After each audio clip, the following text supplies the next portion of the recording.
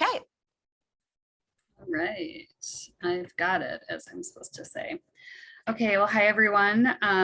So I am Colleen Hayes, and I work at Whitehorse Middle School. I've been here for 11 years. I'm the MSCR and Urban League joint coordinator. So in my role, I'm based at Whitehorse and I coordinate volunteer tutors in our building. Primarily, we end up getting a lot of UW-Madison students, some community members.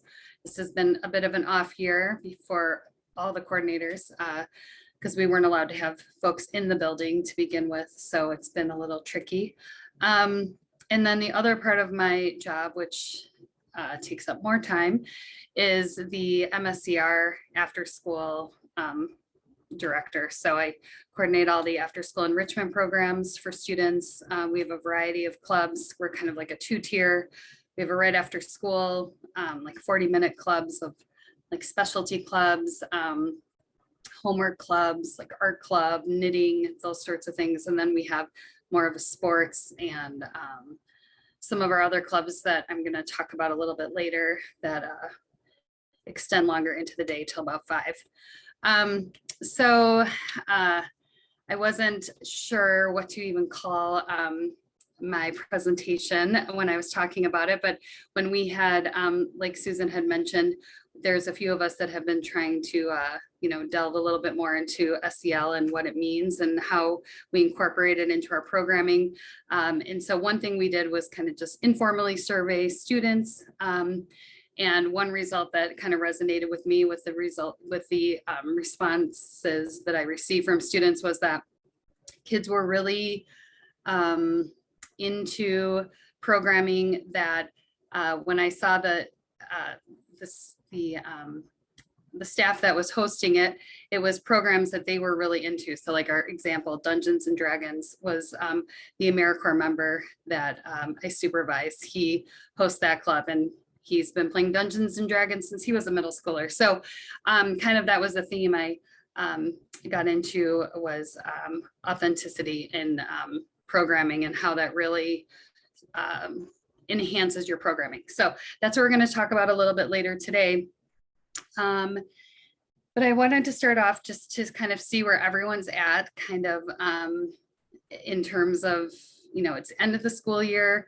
We're all getting focused on summer programming perhaps. And so I just wanted to go around, have folks introduce yourself, tell us where you're from and your role. I guess where you're from in terms of where you work, because if someone said, where are you from? Boy, I could talk for 3 hours. And then especially if you put me in a bar, and it's like 5 hours. So anyhow, I digress. So where you're from, what you do there. So as I said, I am Colleen. And then the other thing is like where you're at today. Is it like last day of school and you're done for the summer? I know everyone else here on this call are community neighborhood center folks, or what you're doing if you're gearing up for summer programming. So today is our last day of school. I'm at school right now. We did, yesterday was the last day with students, where we got them out of the building very quickly because I did my usual playing of my trumpet when the Saints go marching in, and Ode to Joy, which I do at the end of every school year. And that really, they're like, oh my God, we got to get out of here. And because I don't play very well, I'm at the 6th grade level. Today is also my last day at Whitehorse and in the school district because I'm starting a new job on Monday. And so it's just very interesting. So I was kind of like, when Susan and I were talking about this presentation, I was like, oh, I don't know if the last day of school, but I'm kind of excited about it because I feel like it's, the opportunity to reflect a little bit. I'm not going to bore you all to death with the last 11 years of my life at Whitehorse, but to talk a little bit about that and to talk about how like I've grown as a person who can practice SEL. So that's where I'm at, last day of school and gearing up for a new job on Monday. So I will pass it along to Susan. Do you want to? Sure, I'll go next. Okay. I'm Susan Ramsbacher. I work here as a consultant with MOST. I also have a day job at the Goodman Center as the volunteer manager. And for us, it is, we've been most of the programs have been in a week of pause as they gear up for camp. I, as the volunteer manager, though, am running as fast as I can to get them enough volunteers for the camps that are starting. And stupidly, I said yes to these big, Exact Sciences is coming with 54 people next week to help us. Isn't that so helpful? So what was I thinking? This is definitely a learning curve for me, because I was like, yeah, first day of camp for middle school and high school starts next week, Monday. So they gave themselves just one little window, whereas our elementary and our littles don't start until the following week. So, so I've been doing a lot of orientations and a lot of, trying to get people, meet people and vet them and all that stuff. So, yeah. And Tequila is just to the side of me, so I'm gonna pull you in, Tequila. Hi, everybody. My name is Tequila Harper. I am the Community Engagement Specialist over at the Teresa Terrace Neighborhood Center. So I coordinate community events for Teresa Terrace Neighborhood Center and our Park Neighborhood Center.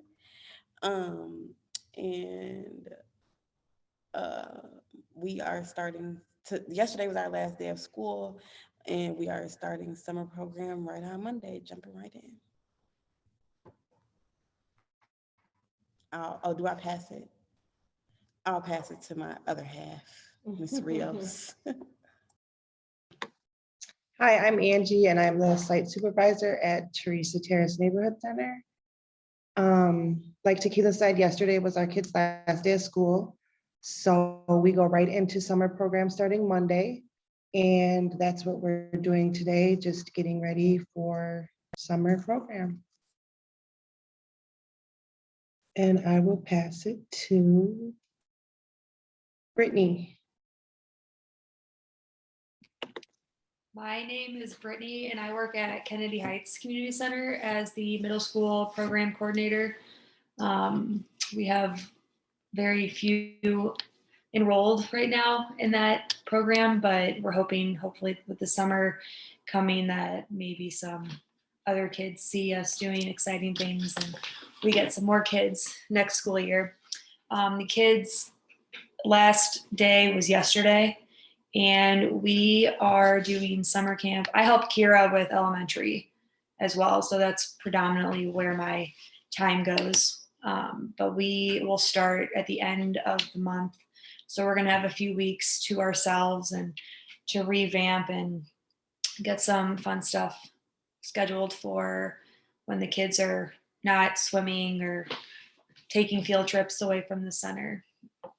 So I'll pass it to Kira so she can tell you more. Thanks, Brittany. I'm Kira. I'm the elementary lead teacher at Kennedy Heights. Pretty much just echoing everything Brittany said, that we had our last day of regular after school yesterday. So today was kind of like a work from home chill day before trying to plan like everything, or at least plan more. So we have a little bit of a break, before the kids start, which is very nice. Couple staff members taking like week-long vacations next week. So Kennedy Heights is gonna be pretty quiet, but it'll be a nice change of pace. Karen, do you want to go?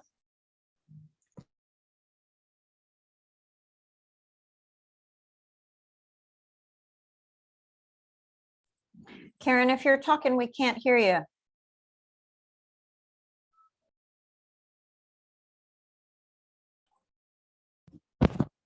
Can anybody hear Karen? Yeah, no, Karen, it doesn't seem like we've got any audio from you. Maybe you can try the chat.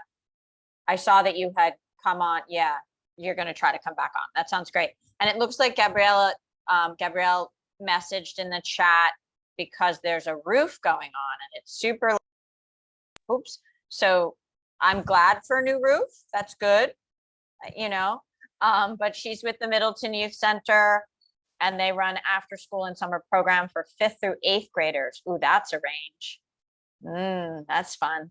So she's taking it easy, and then there's going to be some staff training for summer, and you start on Monday. Or does the training start on Monday? The training, yeah. Training starts on Monday. All right, nice. And when does camp start? The following week? Yeah, okay. So, yeah, that's interesting. It's always nice to have a good training week. Yeah. All right, Colleen. Did Nathan want to go? Hi, Nathan. I am the Madison Out of School Time Coordinator, which is a joint position between the city and the school district. And the role is essentially, I think, to support the great work that you all do. And it's actually super, super busy. And it kind of just like hit like that, not summer camp stuff, but quite a bit of other things. 700 students were disenrolled from summer school. And everybody wants a magical solution for something for 700 kids to do. Obviously, you all know there's not space for 700 kids anywhere. So trying to think creatively about that and figure out some creative funding solutions, which we have. But then it's like, it's not just the funding. Obviously, it's so many other things. But we're working on potentially supporting about 100 of those, finding some summer options. So that feels good. And lots of other things where our conference planning is already starting to come up. We have a really fun conference, August 23rd through 25th, where we also then recognize 10 outstanding youth workers with $500 each. So I have a lot of work related to that that's going to come up. So good stuff, exciting stuff. Just all of a sudden it kind of hit, and there's quite a bit to have to do. Very good. Yeah, I was thinking about you, Nathan, because when I saw that email that came out from the district that said they were unenrolling 700 people, but they're working with most, and and I thought, oh, good gravy, like 700 people. I mean, it's MSCR is already on a wait list for a lot of our programming, so it's really going to be a challenge, but we'll see how it goes. Okay, so I guess if she better watch this recording. Brianna, this is a shout out to you, Brianna, because I made a couple slides just so I could be as clever as you are in this whole presentation thing. So let me see about sharing. I like to give Brianna a hard time because she was my the first AmeriCorps member that I supervised while here at Whitehorse. So that was kind of fun. Okay. Oh, hold on. Let's do it as the slideshow. Oh my God, no, let's not do that. Okay. Good girl. All right. There we go. We'll just do it like that because I feel like you can't see it. So this is my joke to myself. You want authenticity in programming? Then let me start with this presentation, because this presentation was put together in an authentic Colleen Hayes kind of way, which was like, I should try and figure out how to make slides. I should have everything written down. I'm asked to speak at a lot of things sometimes, and I'm always like, oh, I'm really going to have this speech ready, like, my grandmother's eulogy, like decades ago. And then I usually just like write a few notes and then do a shot of whiskey, which I did not do today, even though it is the last day of school, I assure you. And then just go and speak. So, but I thought this would be a fun way, especially with a smaller group, just to kind of have an informal conversation. For me, like I was saying, when I was talking with Nathan, and he was trying to convince folks to join this MOST work group around SEL practices, I thought, what do I know about SEL? And of course, we all know a lot about SEL. And I think sometimes when we're working every day with kids, and then we get into these meetings and presentations with folks, then we think like, oh, am I doing it correctly? So there's, no real way, I believe, to do SEL correctly. Like we've all been doing social and emotional learning work since we've decided to become youth workers. So, but like I was saying earlier, one thing Oh, and I was going to say also, one thing that really struck me was, and I couldn't figure out how to upload a video, but I wanted to show a video of last week. We did this bouncy house thing at school last Friday where we had these bounce houses, and I've never seen, even the most skeptical and curmudgeon-y of all the teachers at the school were just like, that was so much fun. And kids really got to enjoy it. And then at the end of the school day, I mean, teachers were going on the bounce, like racing. We had like 6 little bounce house things that they took turns at each homeroom. And teachers were racing with their kids in these, like Ninja Warrior style things. And then after school, all the teachers got the chance to go on some of the bounce houses. And like, I really, it just struck me that that's the kind of, everyone's like, oh, I've never seen anyone so happy or smiling so much. And so I always think to myself, why can't we, not that we need to be in bouncy houses every single day at school, but it's like, why can't school be more like that, and I think that's what a lot of the folks on this call do provide with their programming at the neighborhood and community centers here in Madison, and what I'd like to think that we provide with after school programming. So I'm going to just show you a couple of the highlights of things that have been very popular at Whitehorse. The first was the Zoom cooking club that we started once we had to go into lockdown and everyone was virtual. We did a virtual cooking club. We were just cooking from our kitchens. I dropped off ingredients to kids and we ended up just having a really nice time of, kids got to see my messy kitchen. And we got to talk a lot about just everyday things and how we were coping with the pandemic. And then once school started up in person, we continued it via Zoom because Whitehorse got rid of their family and consumer ed classroom. So Zoom Cooking Club was one of the more popular, and it wasn't a ton of kids. There were anywhere from like 8 to 15, depending on the day, kids, but very popular. So what we did at the end of the year, last couple of weeks ago, is we went to Morris Ramen and we had a meal at Morris Ramen, and we met with Francesca Hong, who is the owner, and she's also one of our Wisconsin state representatives. So she hosted the kids. They all got to try a little bit of kimchi. They got to try a little pork or beef bun, and then they got to try some ramen, either their miso or their veggie ramen. So that was really fun. A lot of kids, there were a few kids. We went to the Capitol first just to hang out. Some kids had not been to the Capitol before, so that was really fun to have that opportunity for them. And then, a lot of kids just haven't been at like a small independent sort of local restaurant, small business. And so that was great. We got to chat. Francesca was very gracious and talking about starting the business with her partner and the challenges of being a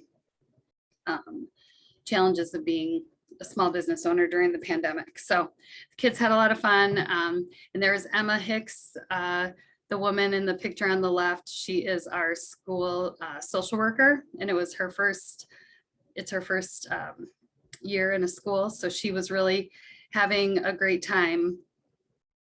She would come to cooking clubs sometimes, so I invited her to come to this event with us, and she just really hit it off with the kids, and was another way to make those connections with kids outside of, it's still a school program, but it's, outside of the regular school day. So I'm going to admit Karen here, maybe. Okay.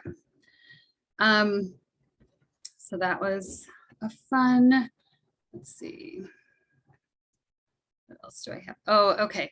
And then engineering club was another really fun, I don't know, maybe, does that help to do it? Okay.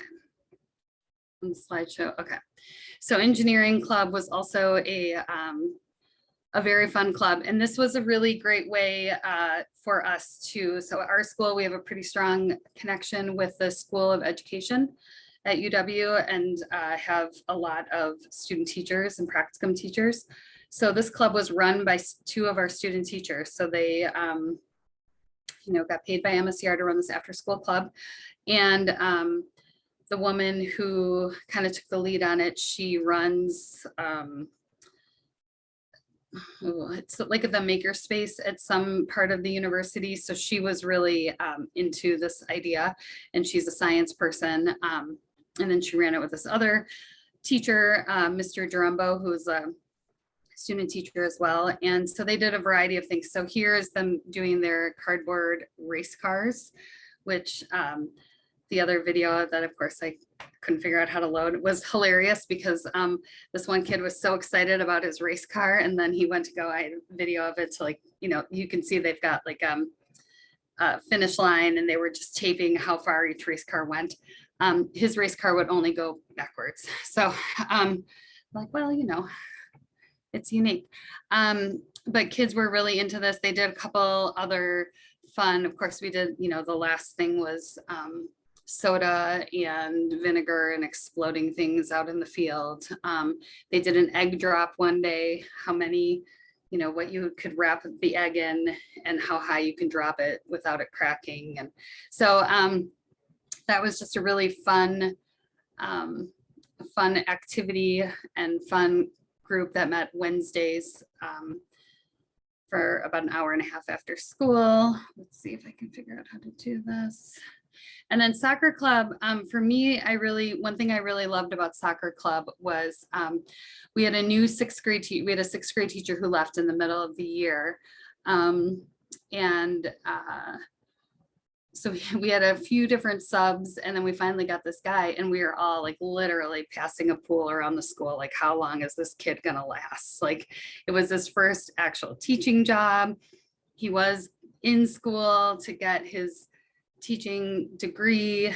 He already had his bachelor's, but he had been back in school, and he was an SEA of sorts at like a small private school, I think a Christian school. And we were just, we were taking bets on how long this kid was going to last, this young person in his mid-20s. And of course, he made it through the end of the year, and the kids really liked him. But it was really fun for me. I kind of had to cajole him a little bit. I'm like, I could really use your help at the soccer club.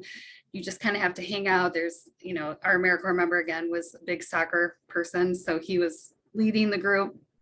I said, you just have to show up and just be helpful and keep kids from, whatever, murdering each other, whatever, on the soccer field.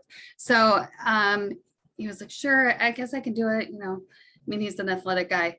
Well, the very first, he was like, this was so much fun. It was so much fun to be in a program where kids were just like really excited about it. And, he felt like he wasn't having the daily battle of just being a sixth grade teacher and having to, worry about classroom management and behaviors and things like that. He was like, it was just easy. Everyone's having fun. And so I thought that was really, it's funny because I think with these programming, and I could say the same about the Zoom cooking club, which I led, it's like, I think for me, those programs were nourishing to me as well. And also, for my emotional health at school, to be able to do things that make me happy and bring me a little more joy. Not that working with children every single day doesn't bring me joy in every moment, but just the idea of doing something that you really love, I think really nourishes kind of your, not to sound like live, love, laugh over here, but really nourishes your soul in terms of keeping you motivated working with youth. So for me, especially my cooking club, there was this one student who I just really love her, and her family has been great. She's got some older siblings. She never talks to anyone during the school day. She's always sitting by herself at lunch recess. She's just, that's kind of the way she is. Her parents, she's just, that's her personality. But she showed up every single week to Zoom cooking club and was really, really into it. And of course, was the one who would, when I'd asked for suggestions about recipes, she really likes to bake. So she sent me like 10 recipes with all the links to the, whatever cooking websites. And her very first recipe that she thought we should make, and I don't think she had any idea what that meant. It said slutty brownies. And I was like, so I looked it up, and apparently that's a thing, I guess, which they're like brownies with like a base of chocolate chip cookies and then brownie on top and then something else. And then apparently there's, so I looked on Google, and apparently it's called that on a number of different like valid cooking and baking websites. So I just thought that was so funny. I was like, oh, this poor girl. She is like the sweetest, kindest, like most naive sometimes girl, and she's sending me this recipe for slutty brownies. So that was pretty entertaining. And then the last club I had on here was the I crossed off Nerd Club and Dungeons and Dragons. So this was a club run by, this was the earlier club I talked about running that our AmeriCorps member had run. And it was, again, one of the things that came up as one of the most popular activities for kids because they felt like they could take leadership. Moses, the kid on the left, he was one of the dungeon masters, as they call them, I guess. And he, the kids were one day, Moses wasn't able to come because he had something after school. And these kids were like, well, we're not coming today, Miss Hayes. I'm like, why not? I said, well, our DM isn't here. And I was very proud of myself that I knew that stood for Dungeon Master. And I was like, oh, well, what? I don't understand how. I'm like, well, who is your? And they said, well, it's Moses. And I'm like, oh, that makes perfect sense because he's like very particular and bossy about something. So I thought I can understand why you can't go on with your Dungeons and Dragons because Moses isn't there. So this was, these were some examples. A couple other things that came up as that I didn't have photos of, but were our GSA, or we call it Saga Sexuality and Gender Alliance Club, and then also our art club. And, I think because they were run by, again, teachers, and they were school day teachers who kids know and maybe have a different relationship with the school day. And then they do these clubs during after school. I think that really made a huge difference. And again, the teachers that were running those clubs really felt kind of, it wasn't a chore for them really to do it. Sometimes, especially with the homework clubs, some of the teachers, I think they do it out of like a sense of obligation. And they might get paid a very paltry sum of like $15 an hour, but they do it just because they kind of feel like they should. Whereas some of these clubs, people are doing them because they just actually really love them. And I think kids kind of can sense that. So I guess I was going, stop the screen share so I can see everyone again.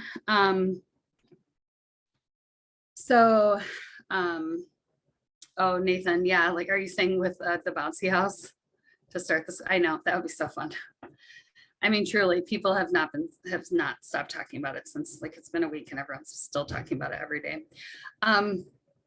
So I guess I wanted to just check in with all of you and see, like, A, if you had programming that you did when you were in middle or high school that really you felt connected to.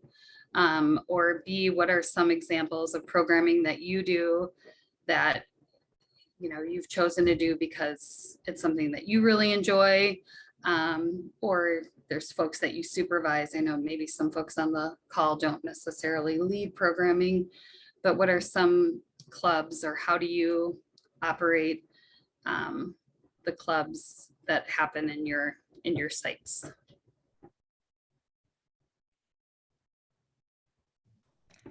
I'll go. So from about 6th to 11th grade, I was in Girls Inc.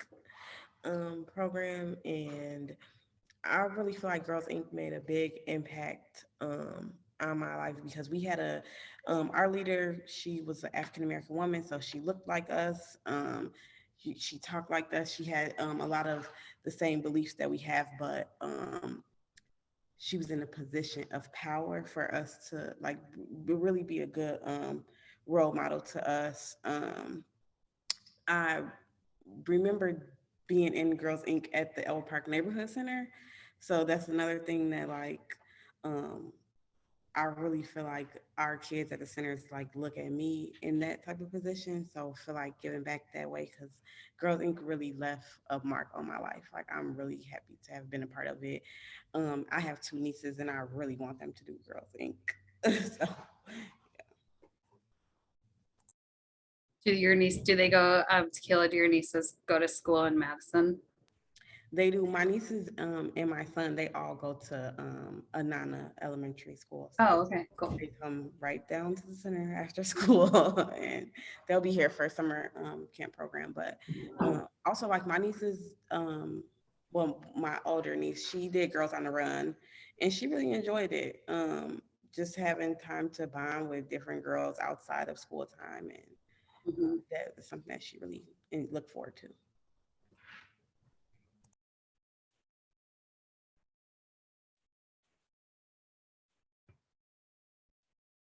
Anyone else have something that they really connected with when they were middle school age, or something that they do now that because they just really want to do, and I know it with community center, it's a little different than after school, but and I have to tell that to parents every year. We do the orientation coming in for incoming 6th grade parents. I say, well, can you give me a definitive list of what we're going to have? Like, well, no, actually, I can't give you a definitive list because what we're going to have is we're going to figure out, what staffing we're going to have, what teachers want to lead a club. And it's all kind of based on student, since it's mostly a drop-in model, it's based on student interest. And what teachers want to lead or what they're, we used to have a fishing club because we had a diehard fisher person, and we used to have more of a gardening club because we had gardeners in our school. And then later on we had a knitting club because we have some knitters. So it kind of depends on who's available and who wants to do the work. But I don't know if that's, do you do at Middleton or Teresa Terrace or at Kennedy Heights, do you do academic clubs in the summer, or is it more kind of enrichment sort of, not that academic isn't enrichment, but is there an academic, like I know at Goodman for middle school, I think they still might do it. They were doing like garden fit in the morning, which was more of a fun club. And then they did some math work in the afternoons as well. I'm just curious, what about the other sites? I think our plan is to do some academic stuff in the morning. So it might be some like literacy type things or math games or things like that, just to kind of accommodate for the other kids that are going to be at summer school before they come over to us. So everyone's kind of getting a little bit of academic things, and then we'll do more of the fun, like enrichment things, like in the afternoon. Still kind of to be determined on the clubs because we haven't really figured out what they actually want to do yet. But yeah, that's our plan at least. Yeah, in Middleton, we don't do anything strictly academic during the summer.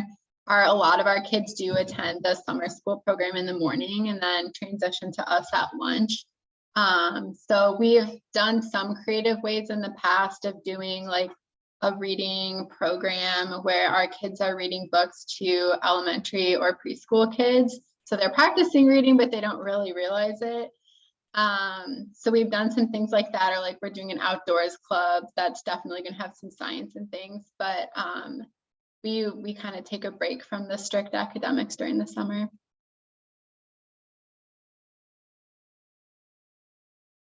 I guess that's the same with us too. But we will include like a mind time. We will have science. But a lot of our kids are coming from summer school, so we want to keep it fun. So do you do morning programming as well, Angie? For the kids Yes. who aren't in summer school? Okay. Not all of them are in summer school, but Right. yeah, we're from 9:30 to 4:30. Okay, so some kids come over after summer school Yeah. and some kids are there Mhm. all day long. Yeah, okay. Very good. Uh-oh, it's getting really loud out there. I'm not sure what's happening. Okay. Anyone else want to add to that?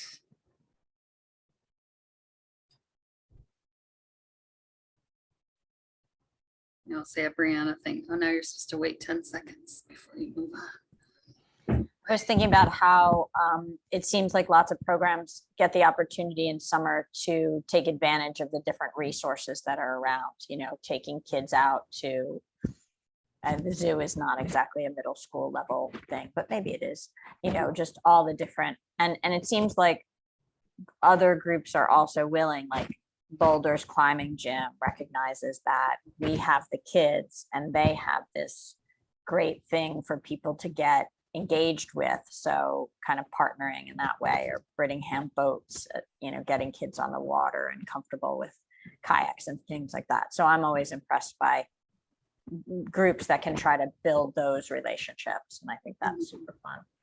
I also loved when I was a kid, I didn't have, like, it wasn't Girls Inc., but it was a similar kind of we did a peer support network that our guidance counselor at our school ran. And one of the things that I think often hooks kids is that personal invitation from someone they trust to say, I think you'll be good at this.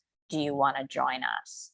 And I love the staff who recognize it doesn't have to be a huge number of kids. You build with your first 4. Like, I love that the Dungeons and Dragons Club, it's not going to be a big club, but for those kids, that's really going to be their depth. That's going to be the thing they talk about when they're at one of these Zooms 20 years later. You know, so like us being okay and helping our funders and our powers that be realize that it's that building those small pieces sometimes that then take us to the bigger, you know. Yeah, and that's definitely something I've had to learn over, you know, the last many years of doing youth work is not getting so weird, you know, focused on I'm in a meeting, but you can come in if it's really important. Okay. Okay, I'll bring it to you.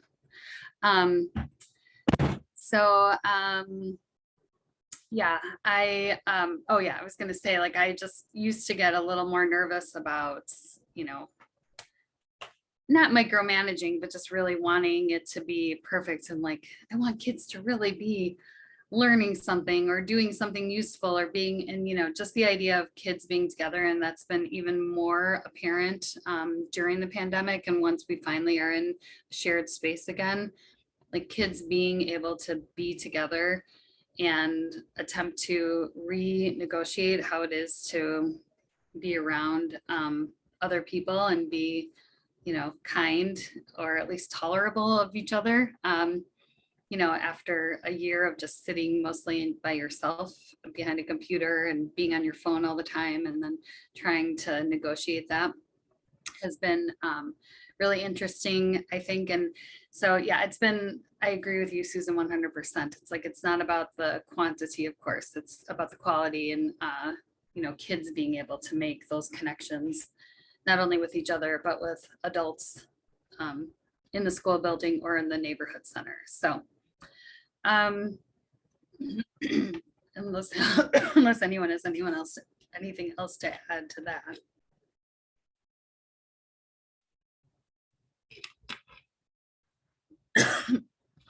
Yeah, and maybe just a comment, something that I'm thinking about, I think given all of the conversation here, just how much, and I love how you talk about, I think, kind of the different culture between school and after school, but how much that kind of work is what engages, particularly middle school students, right? It's what makes them feel safe, feel valued, feel excitement.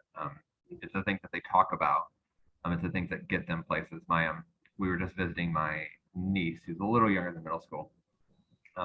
But it was so cool to see how proud she was to show us her school play. It's all she talked about, right? And so we got to watch a 2-hour production of Annie. But it was so really cool to see how proud she was. She didn't care about other things. We talked about school. She's like, yeah, I like ELA because we don't really do anything in that class, and that's what she talks about at school. But then it's like, she's like, oh yeah, the link comes out, I think on Monday at 3, then we can watch it.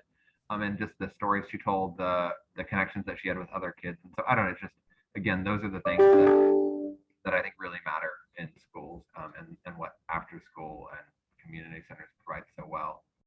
So just wrestling with that. Also, I mean, Colleen, I'm just curious your perspective at some point, given somebody who's within a school, you know what I mean, and navigating those tensions all the time of like rigidity, curriculum, bureaucracy, like connections, fun, play, like, you know what I mean? It's like, I'm just curious, how do those work together? How do we as a field push against the rigidity within schools to make them more valuable spaces?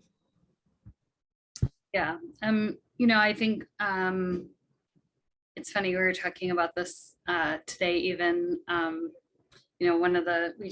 prior to getting on this call, we had our goodbye meeting, morning meeting for staff. And the meeting really, opened up with like all the numbers, like how we've increased in our reading and math. And it is very important. And we want obviously kids to be reading at grade level or better. That's a worthy goal for sure. But it's also this idea of like, it's a fine line, like you're saying, of trying to push that piece, learning and education is important, but also seeing the parts of education that are not necessarily, Nathan and I were talking about this not long ago about, like funders wanting to, like you were saying, Susan, like funders wanting to see like numbers and improvements and how many kids have you served and how many hours of this instruction did they get, or how much this, that, and the other thing. But it's like the opportunity for, and I think it goes both ways. Like it's good for kids to get these experiences with their school day teachers in after school programming. And I think it gives teachers a better understanding of their students. They might have a completely different kind of connection with them during the day than they would in after school. And then I think it gives them like, oh, I get to see a different version of this person, because I think kids just, not that they become different people, but they're just feeling less pressure in after school programming. And so I think,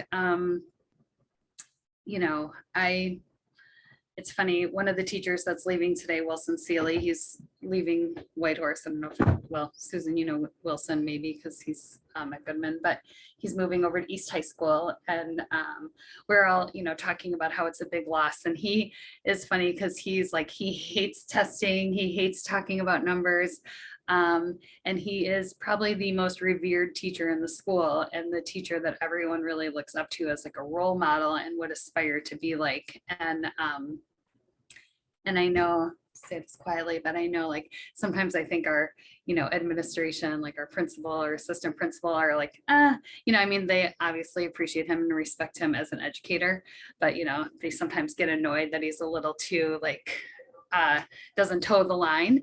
And but here's the thing, he like is very he creates these relationships with not only students but with families and with other staff in the building, so it's virtually impossible for them to actually get for real mad at him, because he's doing the work that has to be done. So that's kind of something we talk about in this building, is really in terms of that pull of getting results and truly doing work that is enriching to our kids, is just kind of focusing on what is best for our kids, what's best for youth. So but I think it's hard. And that's why kind of a little segue into another thing I wanted to talk about was just the connection between schools and community and neighborhood centers and how we can all work together to support our kids. And I guess I was curious from folks in the room here, so like at Brittany, at Kennedy Heights, what students from what schools usually end up accessing Kennedy Heights? Is it Blackhawk? And Yes, the 3 that are enrolled are from Blackhawk. Yeah. okay, They are older siblings of students who are in elementary and who go to Lindbergh. okay. And then what about at Teresa Terrace? All of our kids pretty much come from Anana. Okay. So it's mostly elementary kids. You Oh know, yeah, we have kindergarten through 5th. okay. We do have a driver's ed program, but it's like run virtually this year. Sure. Okay.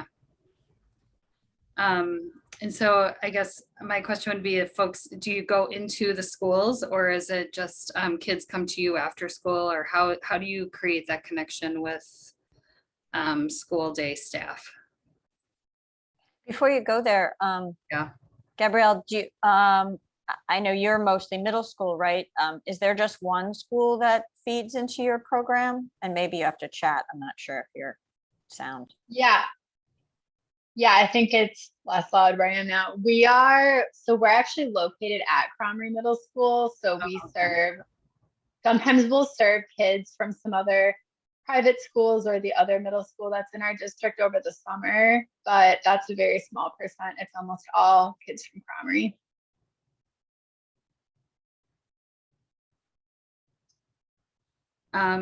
So another, informal survey I took was of some of the teachers at my school, and talking about, because this is going to bring Howard into it again. So my good friend Howard Hayes, some of you might know, who works over at Goodman, and he's worked at Goodman since it was before Goodman, it was Atwood Community Center.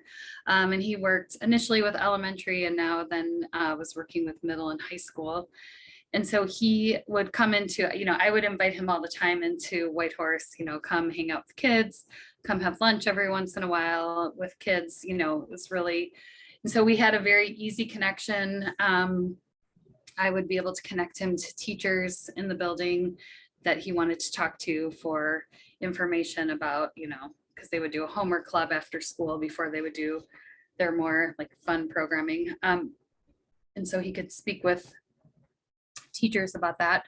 And so I was kind of, so I talked to some teachers and was just kind of asking, we're talking about how next year, if a new person, whoever the new person is that takes my job, might not have that same connection with the community partners that we work with, and what kind of advice I could give to that person, and what kind of advice we could give to the community partners that want to come in. And, the resounding idea that I got from several of the teachers that I talked to was just this idea of coming in and, saying like, what can I do for you? Like, how can I, if you're coming into the classroom, like, can I come into your classroom and work with a student, or, and I know there's that piece of like getting from outside the door into the building and into a classroom.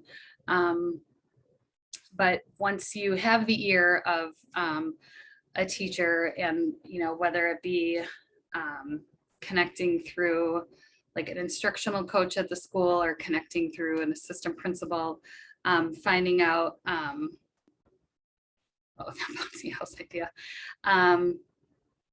finding out how to get into the school, but then also once you're there and you have the ears of school staff, teachers especially, like, what can I do to make your life easier almost in a classroom, right?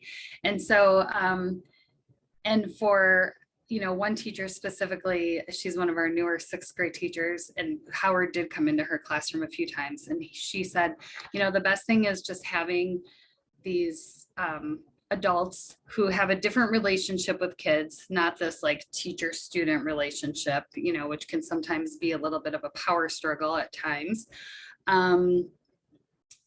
But having an adult who also cares about the kid and wants them to be successful, but also doesn't have, you know, can just be in there and just sort of chill out, she said, you know, and that was something Howard was really good at.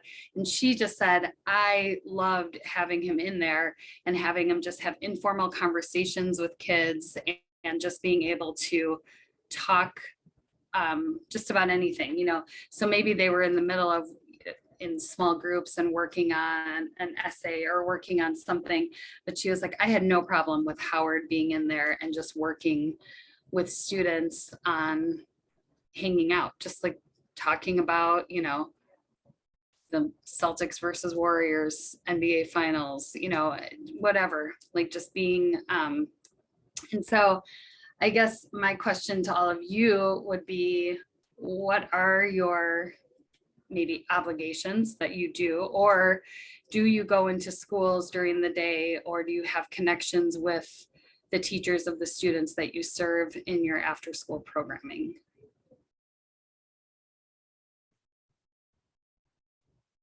So I am super new to the after school, what do you call it, culture, we'll call it.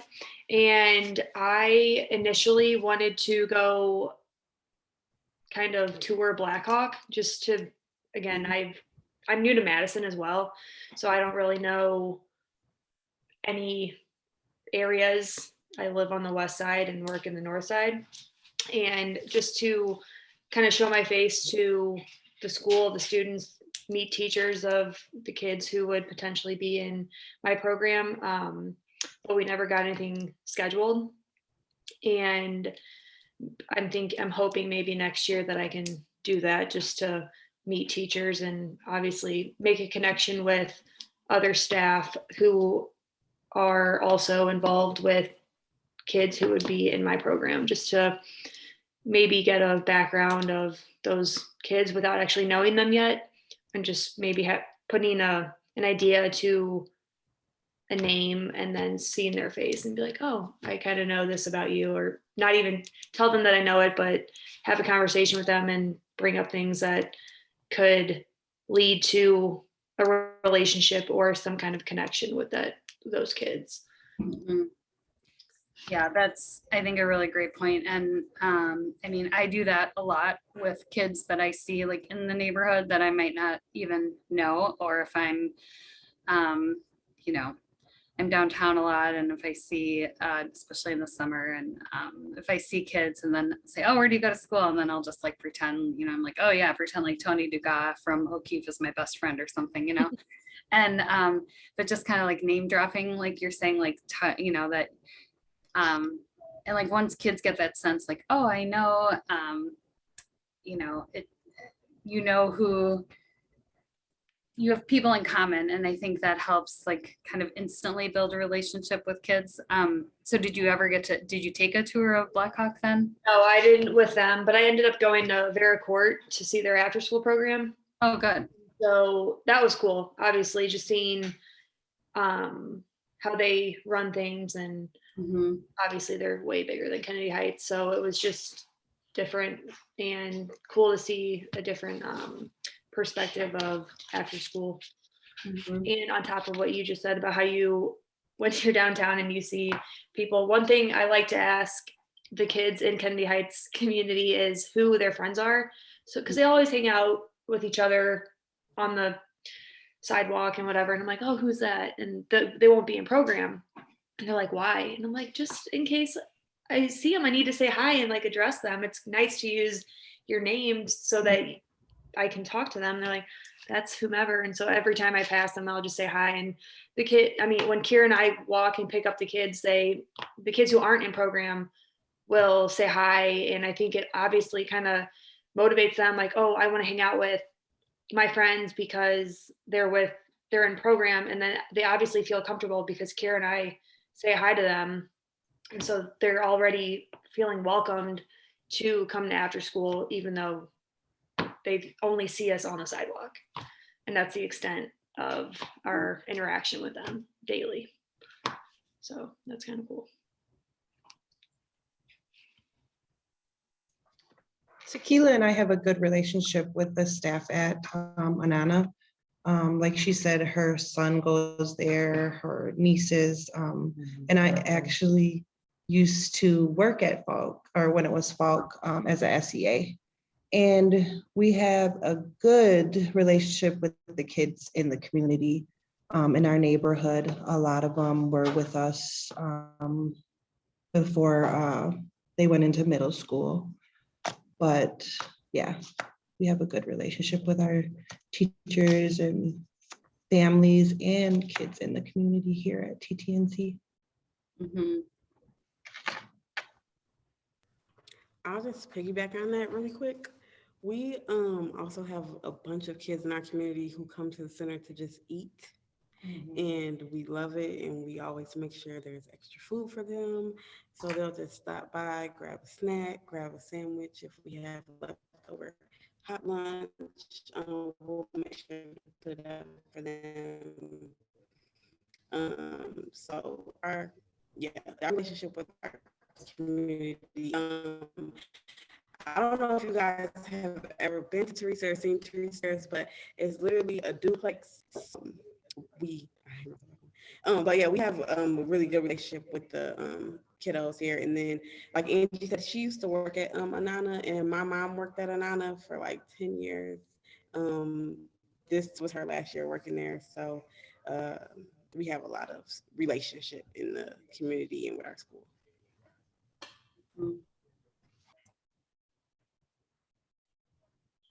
Yeah, for Middleton, I'd say this has been a long-term project of mine. We didn't used to be located at Cromley Middle School, even though those were the kids we were serving.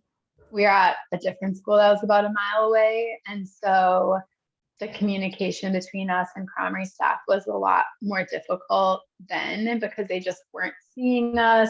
Like, fights would happen at school and those kids would come to us and they wouldn't give us a heads up, for example, because we were just kind of off the radar. And so it has been challenging in some ways being located in Cromley, but it's also been really good for the communication between our staff and the school staff.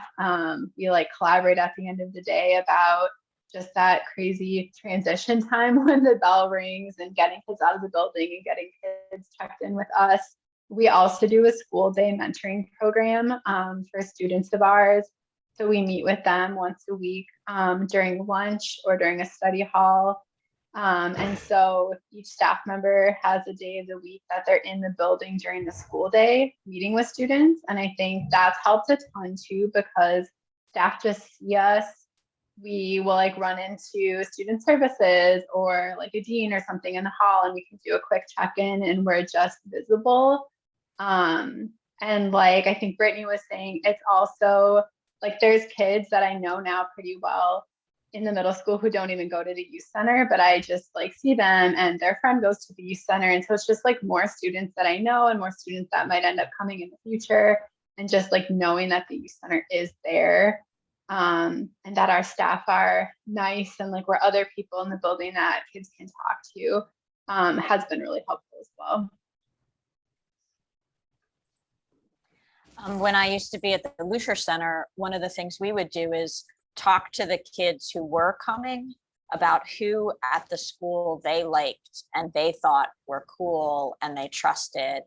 And so in addition to trying to connect with the MSCR coordinator or the social worker or even the secretary of the school, we also then learned, oh, this 6th grade English teacher is awesome. Everybody loves that person. And that person became like, not always, but often they helped us get a leg in. You know, they welcomed us to come to lunch, you know, And so it's like, the person in the position that is the great conduit, most often the MSCR coordinator, doesn't always have the time. But maybe hasn't also been in the building that long either, but who are the teachers that the kids trust?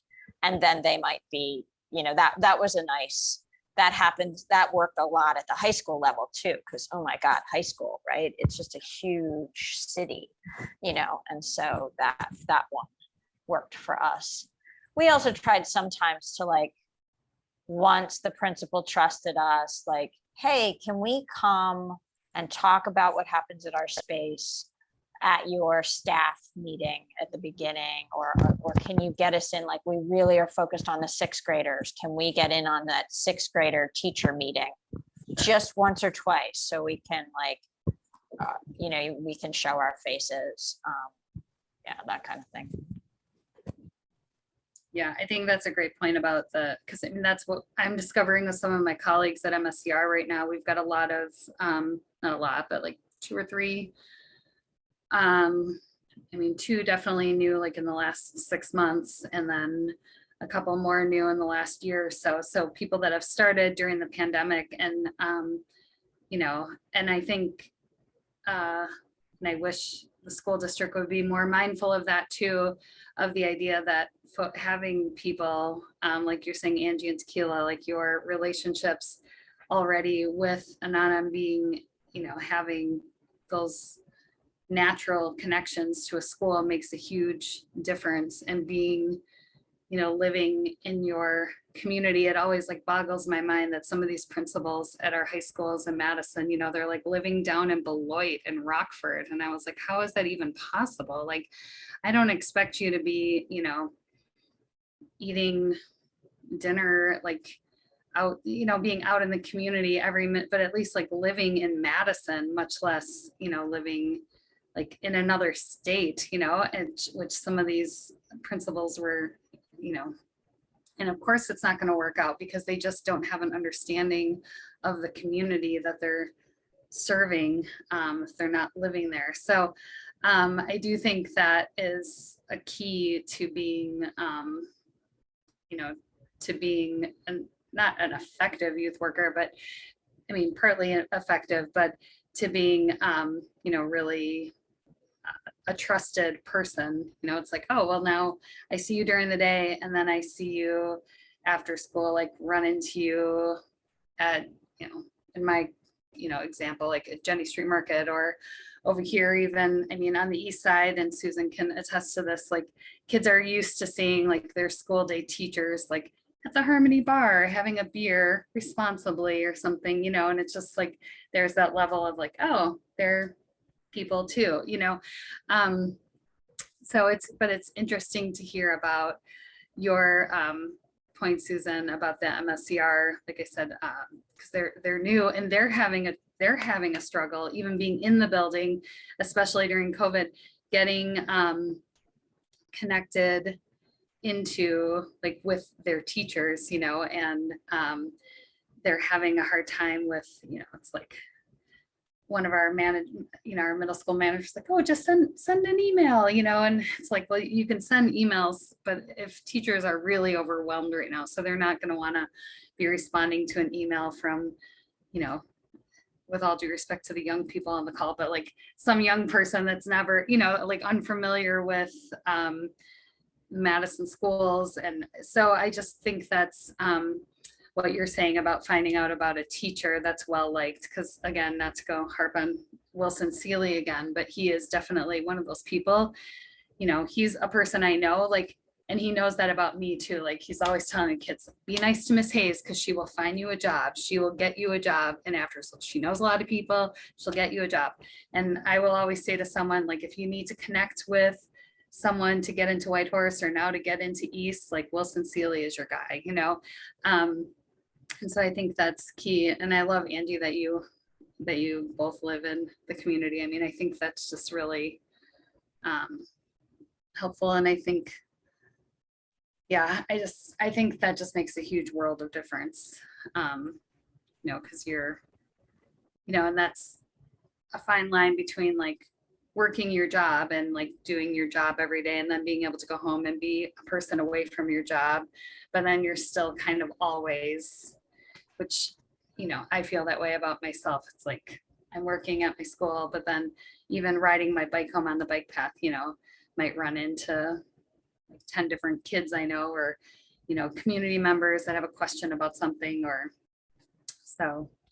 so probably what I'm saying is you should be getting paid a lot more money, I imagine, Angie, is my guess. The other thing I was thinking about is that how some people are great teachers, and then there's the teachers who are also really great connectors. Mhm. And so asking kids, not only the teachers they like, but the teachers who they think and who they see, like talking with, and like the teachers who have lots of teacher friends. And I think middle schoolers notice that, Mhm. you know, and so that's another teacher who could potentially be a resource, because that person is used to being a resource because they're people, right? And they're interconnected. And I think that often a teacher can't necessarily come and volunteer in your program, but they could say, oh, here's the other person you should go connect, or yeah, I'll invite you over and we can do a group meeting, or those kinds of ways. And I love what you were saying before, Colleen, about the not just asking people, how can you help us get kids in our program or us build our program up, but how can we help you? Mhm. Because if I help you, then I'm going to meet kids and I'm going to be connected in new ways if I can come in and do it.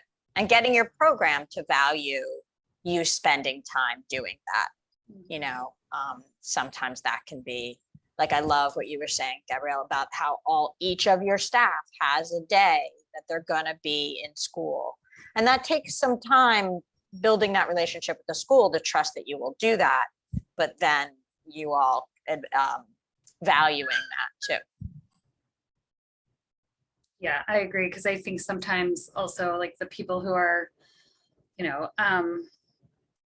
directors of centers and whatnot, you know, that idea of like, oh, you're just going to go hang out in a school. And it's like, well, it's not really hanging out in a school. You're actually developing relationships with trying to, you know, as an example, I'm on the board for the Wilmar Neighborhood Center, and, you know, we're trying to expand a little bit of our youth programming, and then also maybe do a little more middle, or try and kind of delve into the middle and high school.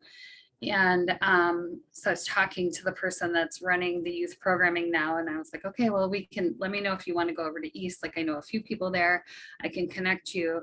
But like, that exact thing, we're not going to be able to just go and put up flyers at East and like, oh, come on over to Wilmar. I mean, there's a million and one things that kids can do after school, especially once they're in high school. And number one being just hanging out with their friends, doing, you know, like nothing but making TikToks, which, you know, they might rather do. But if you go into the school and you're just like, who's that crazy lady that just keeps coming to our school during lunches, or is like hanging out in the classroom, and, you know, and then finding out, oh, you could come to, you know, our neighborhood center and we're doing pizza every Wednesday night, or we're, you know, and we're learning the skill, or, you know, I think that, you know, is spot on with getting and helping folks who are in charge of making decisions of, you know, scheduling of our like kind of frontline youth staff. Like, that's a very valuable thing to get into a school building, or even going, like you were saying, Brittany, going over to Vera Court. I don't know if you got to talk to Jake Wilson at all.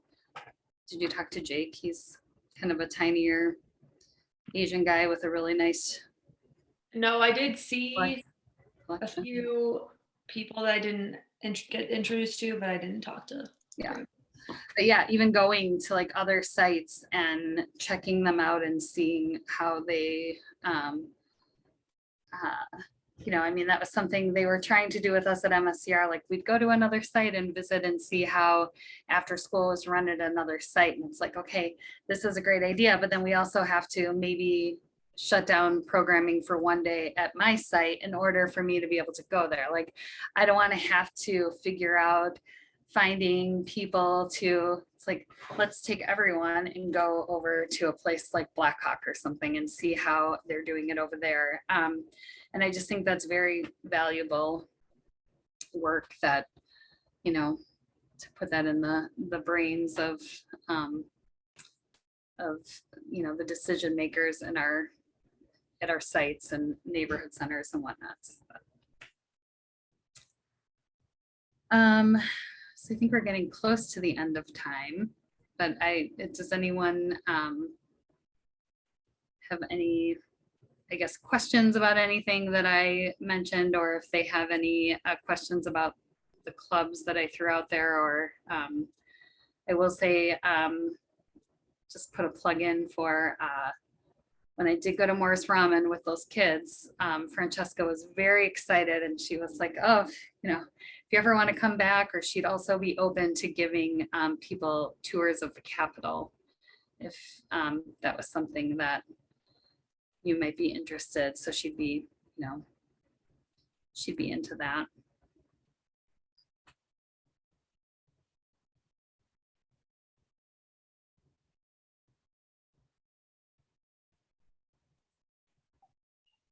If there's no burning new ideas, I'm just gonna pop in the chat. As I mentioned, our feedback form for today is the first link.